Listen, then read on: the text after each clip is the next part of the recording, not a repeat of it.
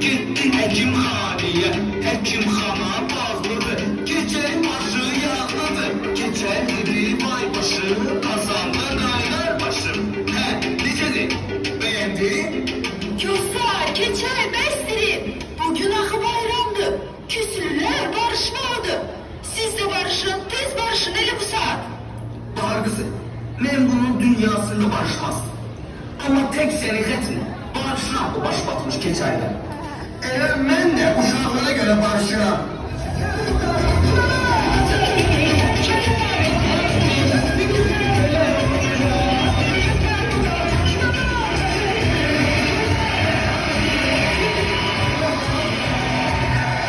Aferin size kuzlar, keçer.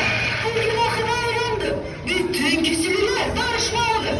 Uşaqlar, mən də sizin Novruz bayramınızı səmimi qəlbdən təbrik edirəm. Bayramınız mübarək. Valideynlərinizə isə sağlamlıq arzu edirik. Siz də dərslərinizi yaxşı oxuyun, onları sevindirəsiniz. Uşaqlar, biz de sizi tebrik edirik. Bütün hayatınız baharın en kerametli günlerinden güzel olsun.